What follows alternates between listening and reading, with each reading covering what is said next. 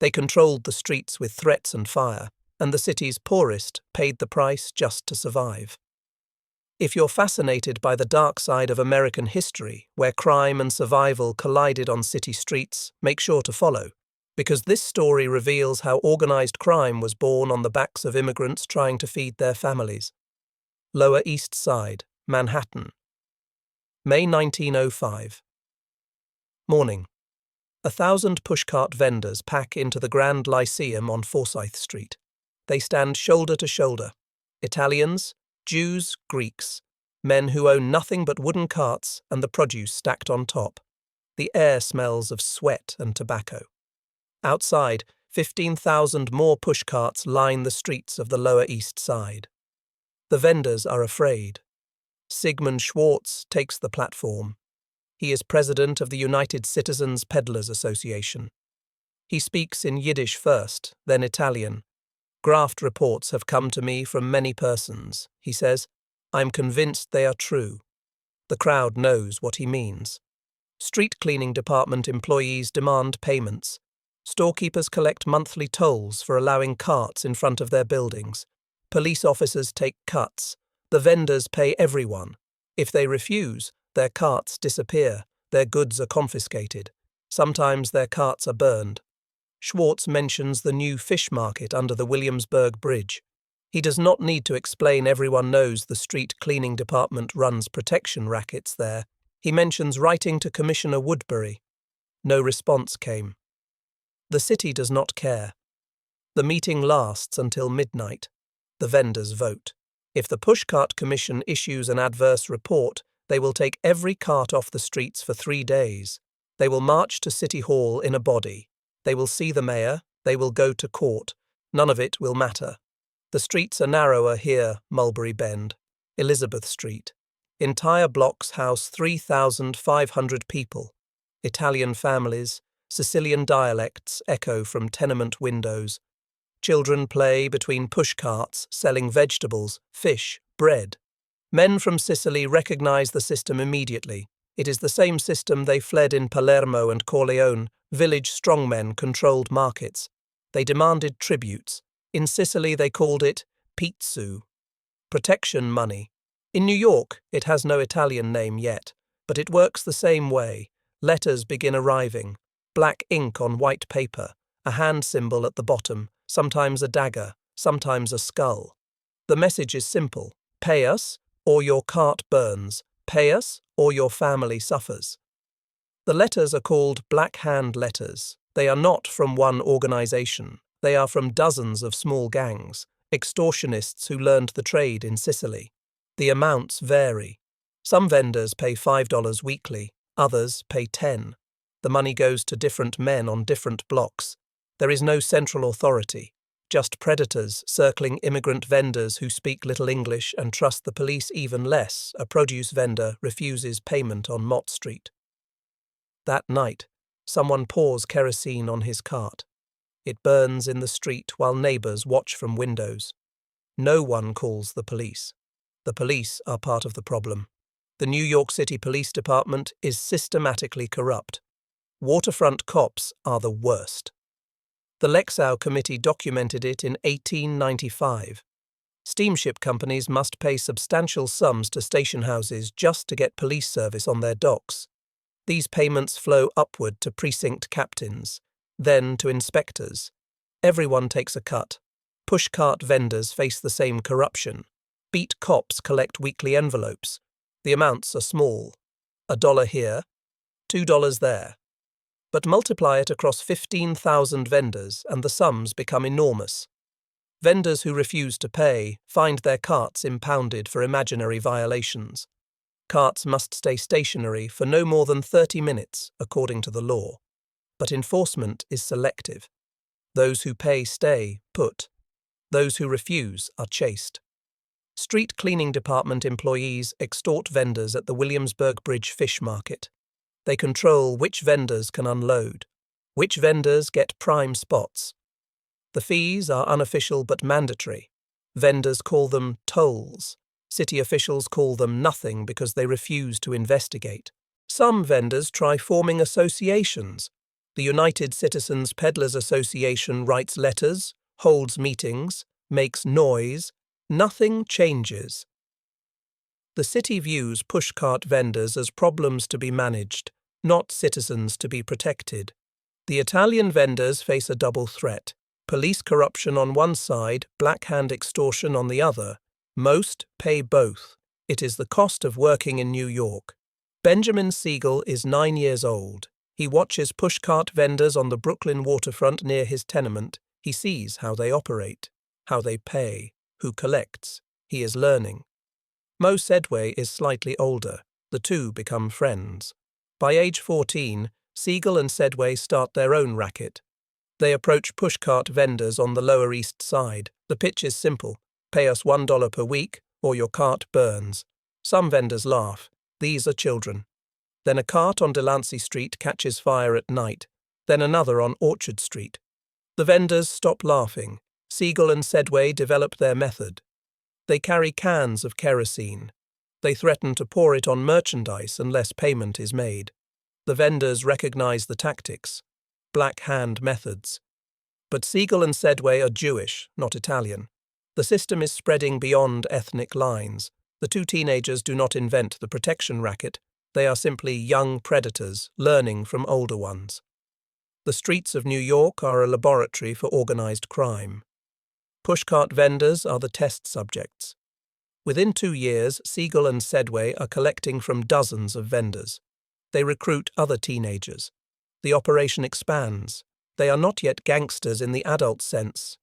They are proto-gangsters, learning the fundamentals that will later make them wealthy.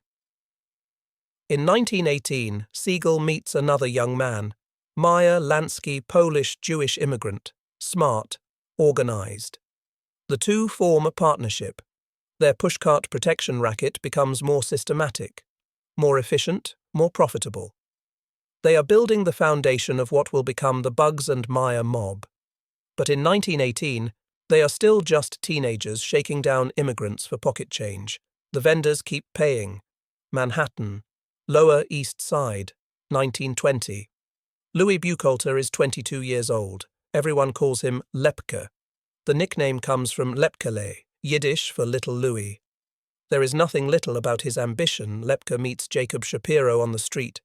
Shapiro is 19, built like a barrel, thick arms, slow mind but tremendous physical strength. People fear him instantly. His nickname is Gura because that is how his growl sounds when he intimidates someone. Gura Jake. The two men survey the Lower East Side thousands of pushcart vendors, garment workers hauling racks of clothes between factories, small shop owners. Everyone is vulnerable. Everyone needs protection. Lepke and Shapiro establish their territory. They start with pushcart vendors on streets south of Houston. The approach is methodical. Shapiro provides the muscle. Lepke provides the brains. They do not burn carts randomly like Siegel and Sedway did as teenagers. Instead, they make examples. A fish vendor on Essex Street refuses payment. Shapiro arrives at dawn. He flips the cart. 100 pounds of fish spill into the gutter. The vendor watches his day's profit rot in the street. Shapiro says nothing, just walks away. The next morning, every vendor on Essex Street pays. The system crystallizes. Pushcart vendors pay weekly amounts vary based on location and merchandise. Fruit vendors pay less than fish vendors because fish is more valuable. Vendors on busy corners pay more than those on side streets. The logic is pure extortion economics. Lepke and Shapiro collect personally at first, then they recruit collectors, young men from the neighborhood. Some are teenagers, others are in their 20s. All are willing to use violence. The vendors have no recourse. The police are corrupt. Many cops collect their own separate tribute. Reporting Lepke and Shapiro to police means paying police and still paying Lepke and Shapiro.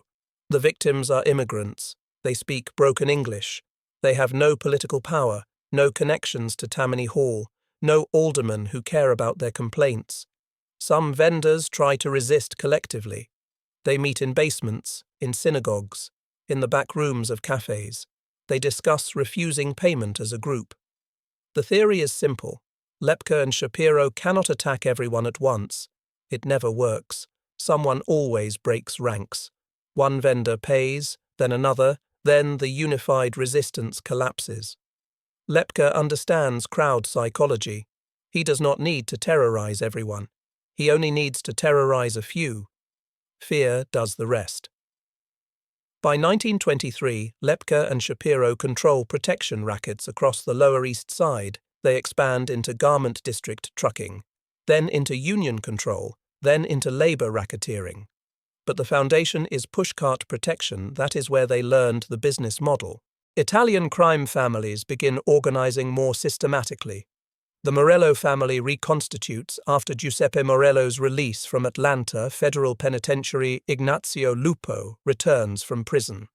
Sicilian mafiosi establish territories in Italian neighborhoods, East Harlem, the Bronx, Brooklyn. The Italians face competition.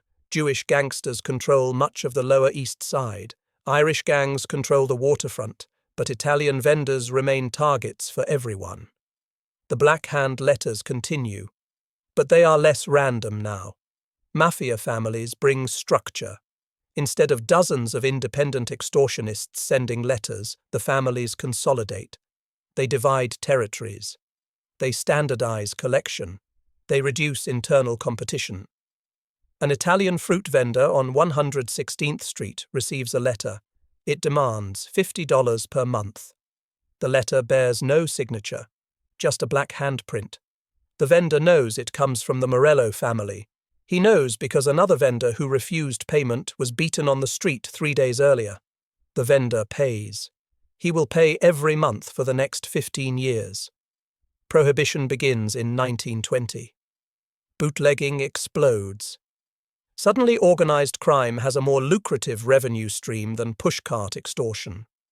Gangsters shift focus. Convoys of trucks hauling Canadian whiskey generate more profit than shaking down fruit vendors. But protection rackets never disappear. They are steady income. Low risk. Victims do not report crimes. Police do not investigate. It is the perfect criminal enterprise. Meyer Lansky and Bugsy Siegel transition from pushcart shakedowns to bootlegging. They import scotch from Scotland. They run distribution networks. By 1925, they are making serious money. But they do not abandon the pushcart racket entirely. They delegate it to subordinates. The carts still pay weekly tribute. The money flows upward to Lansky and Siegel, who now focus on bigger operations. Lepke and Shapiro follow a similar pattern. They expand into industrial racketeering, garment industry, trucking companies, labor unions. But pushcart protection remains part of their portfolio. It is reliable income that requires minimal oversight. The waterfront is changing. Italian longshoremen now outnumber Irish longshoremen. Albert Anastasia works briefly as a longshoreman in Red Hook. The job bores him. He quits. Anastasia is 26 years old, compact build, pigeon-chested. He has a ferocity that frightens other criminals.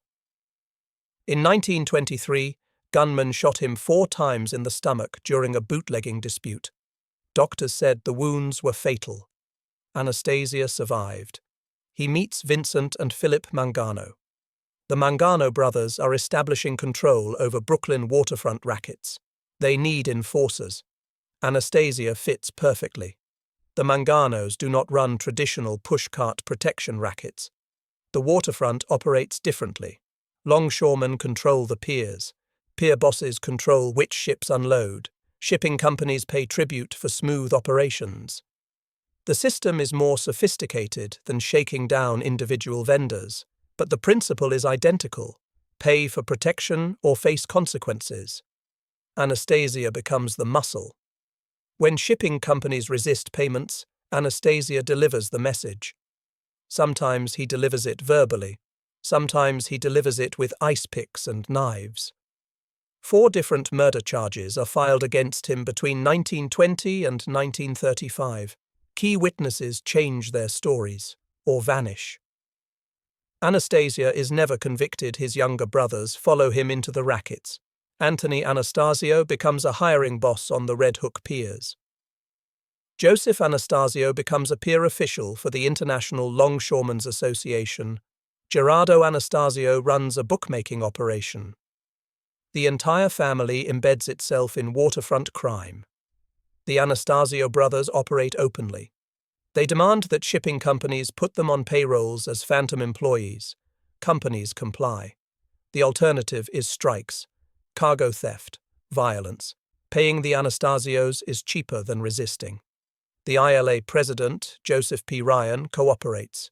Ryan upholds a non-interference policy with Italian locals. This means the Mangano family has free rein on Brooklyn docks. Ryan collects money. The Manganos control operations. The arrangement lasts for decades. Pushcart vendors on the Brooklyn waterfront pay tribute to different collectors. Some pay Mangano family associates, some pay police, some pay both. The vendors are layers of a protection racket pyramid. They sit at the bottom. They pay everyone above them. The Great Depression begins. Thousands of New Yorkers lose jobs. Unemployment reaches 25%. Desperate men and women buy pushcarts with their last savings. If they can sell produce or bread or clothing, they can eat. The number of pushcarts on Lower East Side streets increases. More vendors mean more competition. It also means more targets for extortion. Lepke and Shapiro adapt their model. Protection payments decrease slightly because vendors have less money, but the number of vendors increases. Total revenue stays stable. The depression is good for the protection racket business. Mayor Fiorello LaGuardia takes office in 1934. He campaigns against corruption, against organized crime, against Tammany Hall. He promises reform. LaGuardia targets visible manifestations of mob control. In 1935, he bans artichokes in New York City. The Mafia controls the artichoke distribution network from California farms to New York restaurants. The ban makes headlines. LaGuardia stands on a vegetable truck and announces the emergency to reporters, but he does not target pushcart vendor protection rackets.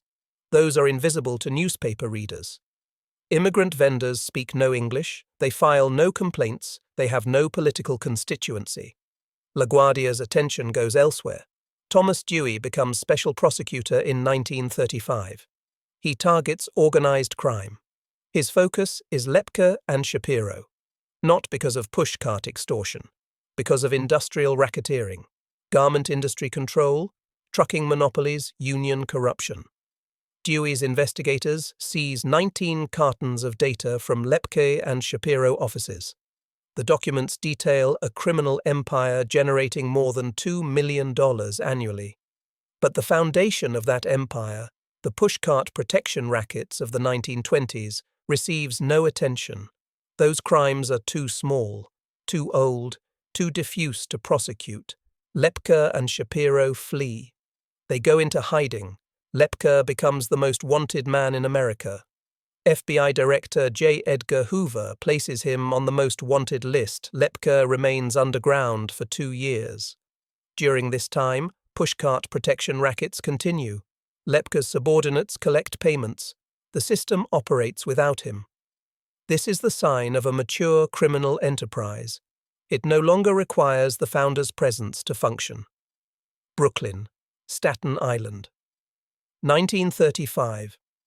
Alex DiBrizzi controls ILA Local 920 on Staten Island. He is the Mangano family's top man on the island. DiBrizzi was born in America in 1892. He was a professional boxer before turning to crime.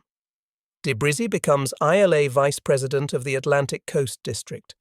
Joseph Ryan appoints him. The position gives DiBrizzi authority over multiple locals. He uses it to collect payoffs from stevedoring companies. When questioned about cash payments from companies, DiBrizzi insists, "I haven't taken no money outside of gifts." The gifts total thousands of dollars annually. DiBrizzi runs loan sharking operations on Staten Island. Gambling operations. But the base of his power is the ILA Local. Union control gives him access to businesses that must deal with unions. Those businesses pay for labor peace. Pushcart vendors on Staten Island are marginal to DiBrizzi's operations. He focuses on bigger targets, but small-time collectors still work Staten Island streets. They are independent operators paying tribute upward to Debrizi's organization. The hierarchy is clear. Street-level extortionists pay neighborhood bosses. Neighborhood bosses pay family captains. Captains pay the family boss. Lepke Buchalter surrenders to J. Edgar Hoover through columnist Walter Winchell. The surrender is arranged secretly. Lepke walks up to Hoover's car on a Manhattan street and gets in. It is August 24th. Lepke expects to face federal narcotics charges, maybe racketeering charges. He does not expect to face murder charges. But Thomas Dewey and Brooklyn District Attorney William O'Dwyer build a murder case. Witnesses from Murder, Inc. testify. Abe Relis. The name Kid Twist. He provides details of dozens of contract killings. Lepke is convicted of murder. Jacob Shapiro receives a life sentence for racketeering earlier. On March 4, 1944, Louis Lepke Buchalter is executed in the electric chair at Sing Sing prison. He is the highest-ranking mobster ever executed by the United States government.